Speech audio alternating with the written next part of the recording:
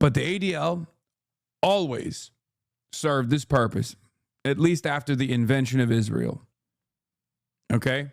Because it predates the invention of Israel. It was actually a advocacy organization for Jews.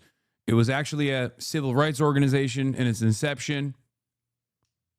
But shortly after Israel's formation, it turned into a institution that defends Israel unconditionally.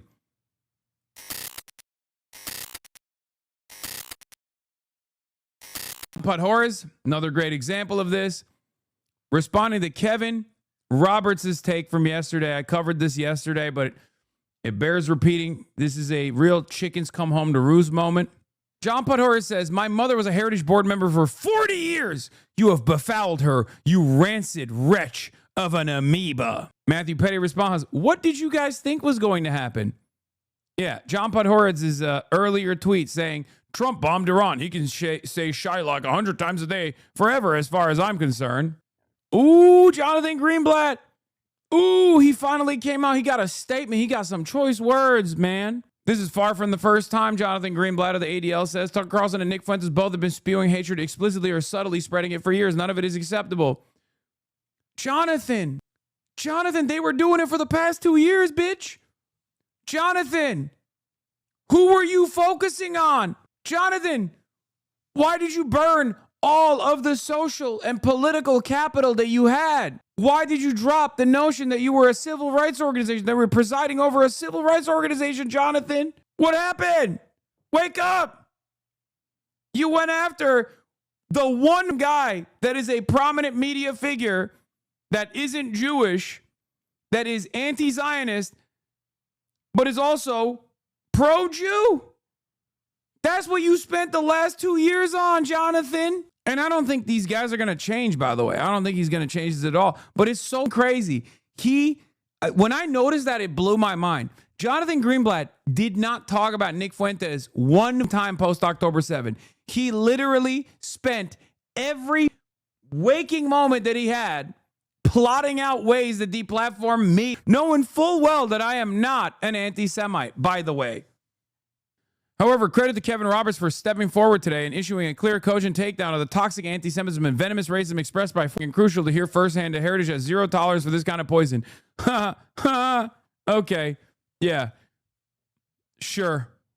Jonathan Greenblatt spent the last 2 years of Israel's genocide actively trying to find new ways to torment anti-Zionists who were not anti-Semitic, including but not limited to literal Jewish anti-Zionist students and Jewish-led anti-Zionist organizations like the Jewish Voice for Peace.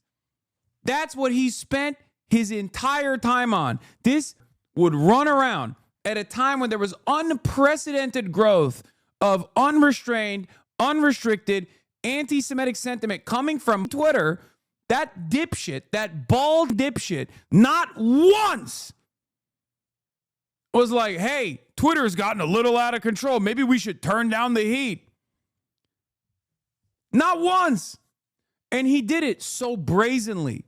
And he did it in such a up way that the former president of the ADL had to step in and be like, what the are you doing? He defended Elon Musk sig heiling. He defended Elon Musk sig heiling twice on the biggest stage on the planet at the day of the inauguration. Elon Musk dropped a double sig heil. Jonathan Greenblatt went out and, as a supposed quote unquote defender of Jews, said that was just an awkward gesture. He destroyed. So, I mean, I want to thank Jonathan Greenblatt for this, for the record, not because he has let anti-Semitism manifest and go completely out of control. That is devastating. But at least he basically said the quiet part out loud so much that there are virtually no sincere people, no serious people whatsoever that thinks the ADL stands for anything but the Apartheid Defense League. The ADL exclusively stands with Israel, not with Jews, and certainly not with Jews in America, and it does not give a shit about anti-Semitism. But the ADL always served this purpose, at least after the invention of Israel.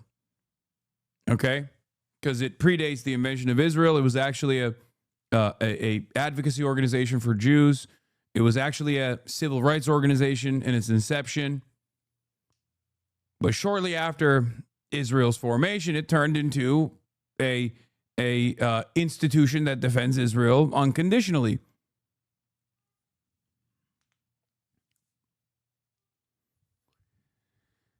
The ADL in the 90s spied on American citizens at the behest of apartheid South Africa, Israel's ally at the time. Okay? They spied on Jewish anti-apartheid activists. They spied on black student organizers for the apartheid regime in South Africa on U.S. soil. So make no mistake, it was always a corrupt institution, even though it had a decent glossary of anti-Semitic extremism, which they deleted, by the way, after the FBI yelled at them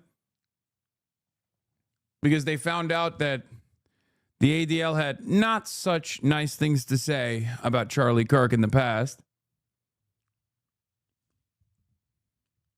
And now the chickens are coming home to roost, Jonathan. I know you got a ton new donors since October 7th. This is true. While you simultaneously cut the entire research division that was actively trying to combat what remains of bigotry in this goddamn country. That's the other side of it. And the only reason why, obviously, the ADL was doing that, unbeknownst to many of the the bigotry researchers, the extremism researchers were tasked with doing this because this is their job. This is something that they care about. But the reason why the ADL was doing it is so that they have some semblance of legitimacy as a civil rights organization. They've dropped that. They got more funding from big donors, and they just cut their entire research team. Now it is just a straightforward pro-Israel organization and nothing else. Okay?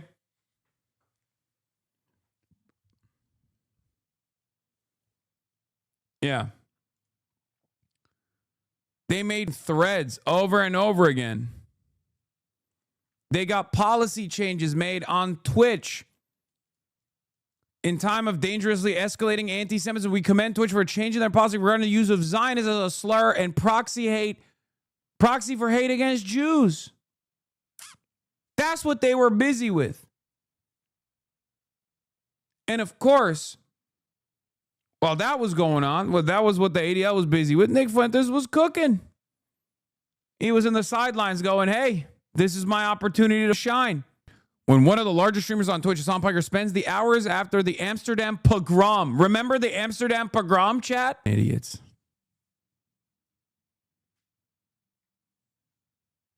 I can't believe it. Yeah, Hamasterdam pogrom.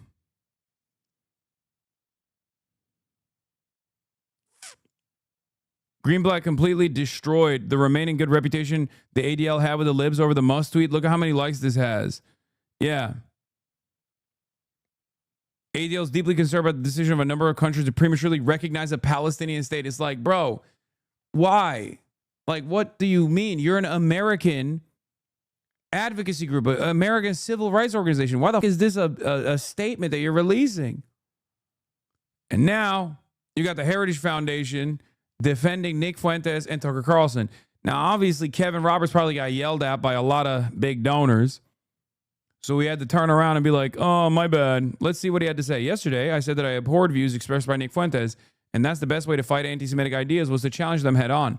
Fuentes replied on X by saying, I don't know exactly what you abhor about my views. Allow me to elaborate because there's plenty to condemn. Oh, they got the he got the footnotes. He got the talking points. Let's see.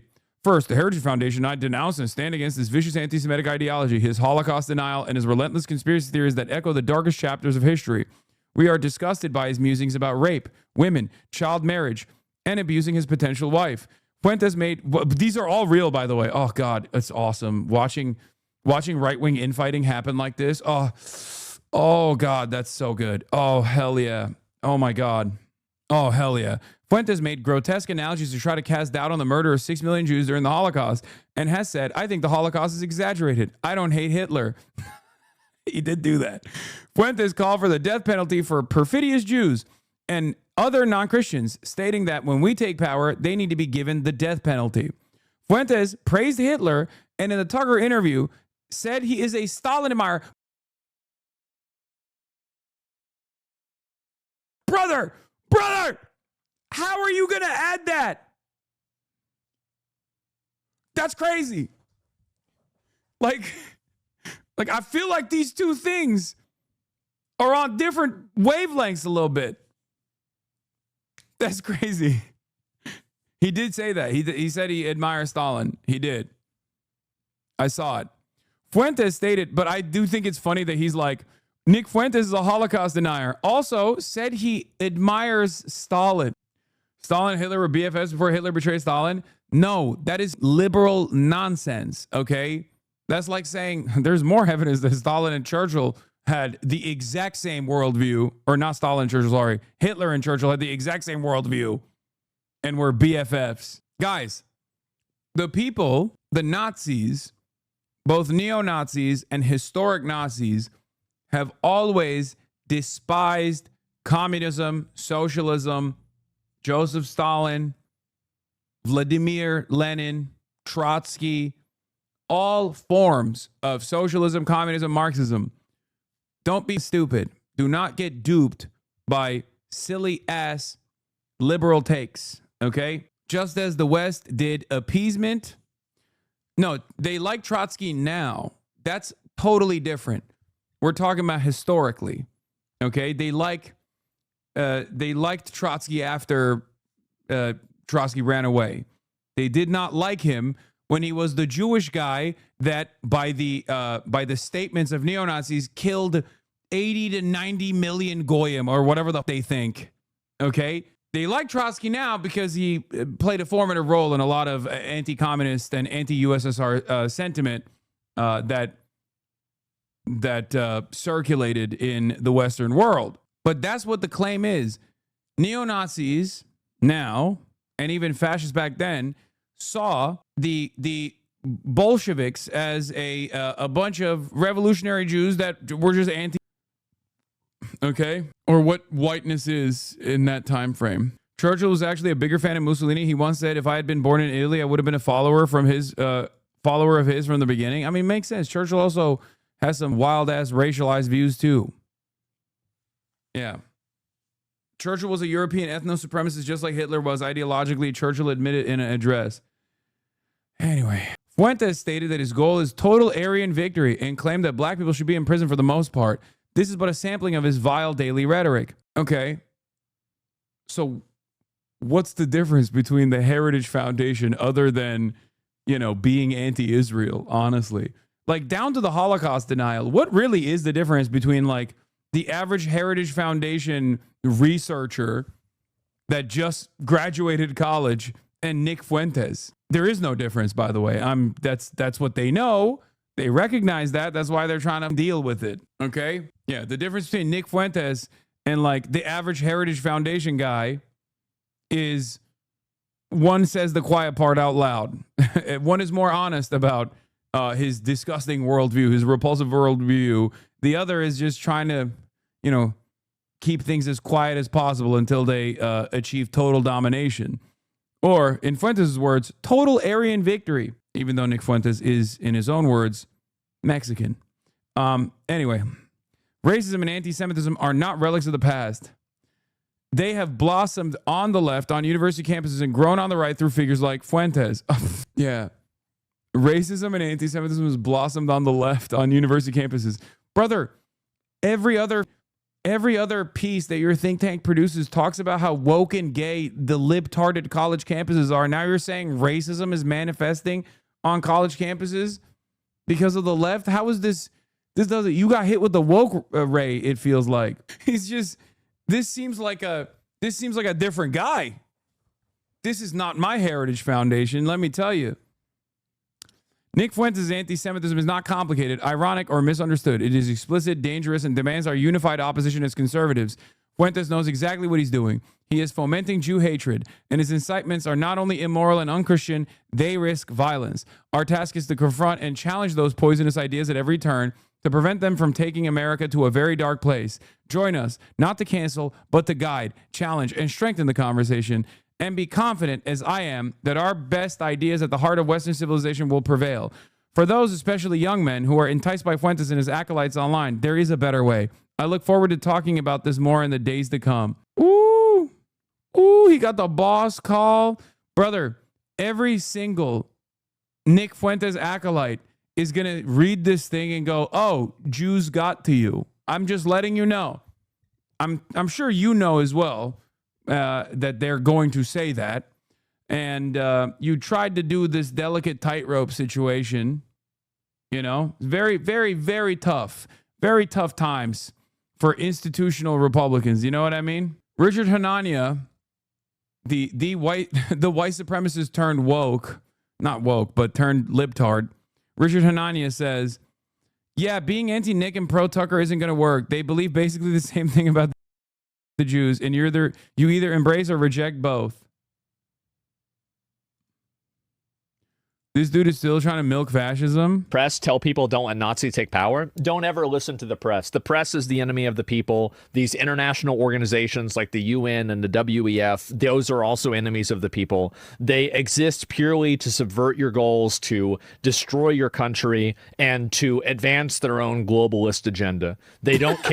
Yo, that's awesome. Oh, man. Oh, God, he hates the UN. Yeah. No, I'm sure he has a real... I'm sure if you asked him, he could spell out exactly why he hates the WEF and the UN and what the globalist agenda is. Okay. Yeah, no, this is a guy who's tweaked on, I don't know, Alex Jones and Nick Fuentes video compilations that he sees on his TikTok, and he's just trying to do a shitty job regurgitating what he saw. Okay. He's just shittily repeating the same memes. It doesn't take much to be relatively successful on the right, obviously. And this is probably proof right there. Care about France. They don't care about your culture. They don't care about your religion. They don't care about your history. They don't care about anything about you. All they care about is using you as a vehicle to advance some worldview they have. Never listen to any of them. If it was up to me, they would all be defunded and probably just made illegal because they're effectively government organizations that are working against the people. That's it. I would never fund a single cent. That's what I would do. These international organizations that want to complain about human rights have no... I mean, he ain't even wrong as far as the World Economic Forum goes. It's just not what he thinks is going on. You know what I mean? Or even with the United Nations in general. It's just funny that he's like, yeah, these guys suck. They're trying to advance a globalist agenda. Okay, what do you think that is? It's a global capitalist agenda. That's what it is. That's what it is. That's it. Is he saying NGOs are government organizations? Oh, you're right. I think he's talking about like UN and stuff. I don't think he means like Amnesty International or whatever. I don't think he's reached that chapter yet of the memes. Yeah. The agenda of the World Economic Forum is not implementing global socialism. It's continuation of neoliberal domination, an extraction of natural resources from the global south. In many instances, it's kind of funny that these like otherwise liberal people turn fascist because it's like the current neoliberal order has unironically benefited them. They just don't like the inequality that they experience at the domestic level. It frustrates them. But like low key on a global scale, that has been tremendously beneficial for them. But you know, don't worry about it. We don't need to let him in on that reality, you know? They have no loyalty to anything other than their ideology. They have no loyalty to any group of people. They have no loyalty. What's their ideology? What's their ideology? What's their ideology, man? What is the ideology of the World Economic Forum? Brother copes so hard about being significantly less intelligent than somebody known as Roach King. You're saying, okay. This is one of those things where you're like, you should probably be embarrassed to say that. I'm not necessarily a very intelligent person. I say it all the time. But like in a lineup of like normal people, if you were to bring both of us up and be like, this is the brilliant guy, you got to listen to this guy. I don't know. Chatter is the coworker that you guys basically avoid at the lunch break because he constantly is wanting to show you all the different memes that he sees on the internet. Look at him coping, dude, in real time. It's gaming o'clock. You're a little late, bro. I didn't realize we're at 7 hours. What do you think the World Economic Forum's ideology is? OS paradox. Since you've luckily learned all of the real news from the Roach King, surely you can completely dominate me in real time. I, after all, am a stupid socialist. Well, I'm pretty centrist being Canadian. That's not what I asked. Oh, God, you're Canadian. Conservative. In air quotes, conservative. That's not what I said.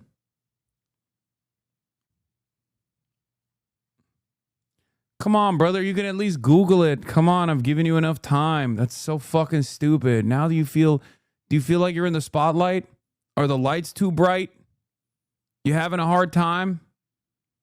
Clock's fucking ticking. Come on. Come on, centrist conservative Canadian or centrist Canadian. It's so funny because, like, I already gave him the answer, but he was too busy fucking hornily typing this out.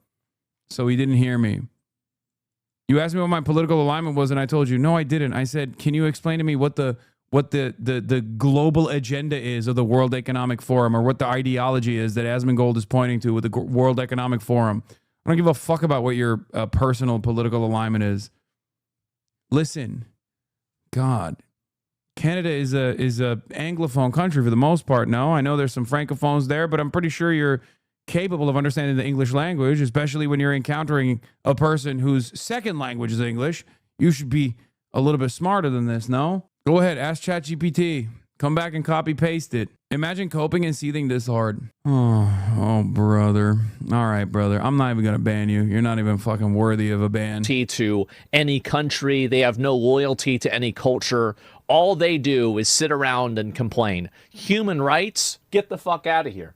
Oh, yeah. Dude, Canada's so redneck. They're lucky they have Quebec. I asked a very simple question. Let's dig deep. Let's dive a little bit into this supposed ideology of the World Economic Forum. Imagine if I find out as my coworker Monday, if this is how you find out.